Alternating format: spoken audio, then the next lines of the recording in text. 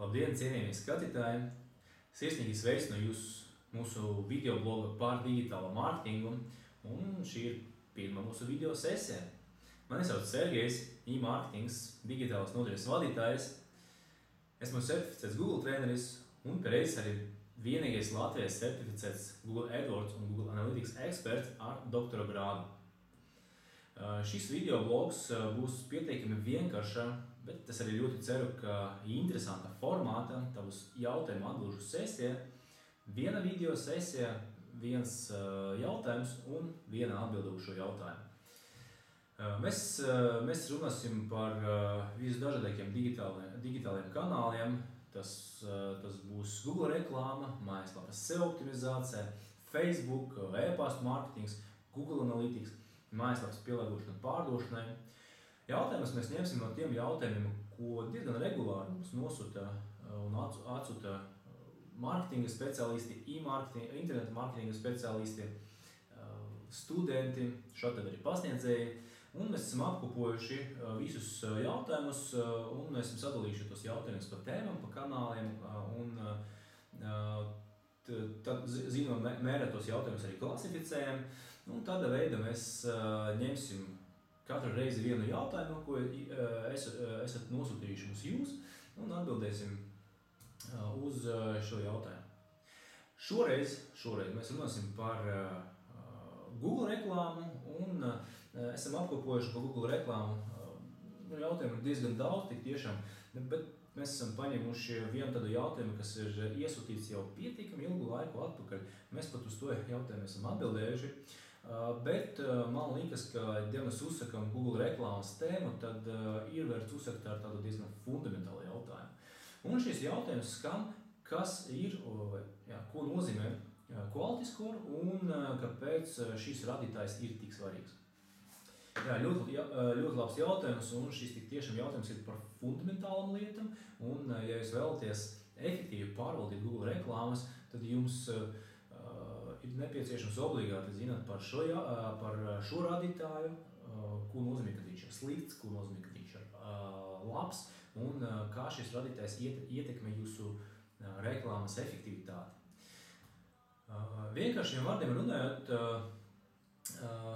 Google vērtē jūsu reklāmas kampaņu kvalitāti un piešķir noteiktu kvalitātes vērtējumu. No 1 līdz 10. 10 ir augstākais vērtējums un 1 ir zemākais vērtējums. Ja Google uzskata pēc noteiktiem kritērijiem, ka jūsu reklāma ir kvalitatīva, tad sistēma Google piešķir jums augstu kvalitātes vērtējumu. Ja sistēma Google uzskata, ka jūsu reklāmas kvalitāte ir diezgan zemā līmenī, tad Google piešķir jums zemu kvalitātes vērtējumu. Ko dod tas jums un ko ietekmē kvalitātes radītājs? Jo augstāks ir kvalitātes radītājs, jo lielāka jums ir iespēja saņemt zemāku cenu par klišķi. Tad ar augstu kvalitātes radītāju jūs varat pretendēt uz zemāku cenu par klišķi. Un tagad šeit tā bija tā atbilde uz jautājumu, kāpēc jums ir jāstrādā pie kvalitātes radītāja, pie kvalitisko radītāja. Tas ir tikai tāpēc, lai padarītu jūsu reklāmas efektīvas, lai maksātu par to pašu klišķi zemāku cenu. Un tas starpība starp cenu par klišķi, kad jums ir zems radītājs un augsts radītājs, var būt pietiekami ievērojama. Līdz ar to ir vērts strādāt pie kvalitātes radītāja. Šo kvalitātes radītājus varat atrast astoņas vārdu līmenī, un es pat tagad jums ieteiktu ienākt jūsu Google AdWords konta un paskatīties kvalitātes radītāju un cik augsts vai cik zems ir kvalitātes radītājs jūsu astoņas vārdiem. Ja jūs pamanījat, ka lielākā daļa ar astoņas vārdiem lielākā astoņas vārdu daļa ir zems kvalitātes radītājs, 4, 5, 6, 7. Un tad jums ir pamats sākt, nevis pat uztraukties, bet sākt analizēt, kāpēc jums ir tik zems radītājs un sākt strādāt pie šī radītāja pilnveidošanas vai paaugstināšanas. Jo atcerieties, ja jums ir zemes kvalitatīvo radītājs, jūs pārmaksājat par reklāmu, jūs maksājat paaugstinātu cenu par klikšķi. Lūk, kā mēs varam pilnveidot šo radītāju un pacelt šo radītāju uzlabot no 6 uz 8 vai 9.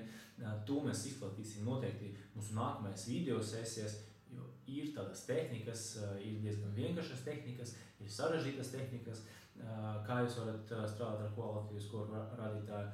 Un šīs tehnikas mēs noteikti izskatīsim mūsu nākamajās video sesijas.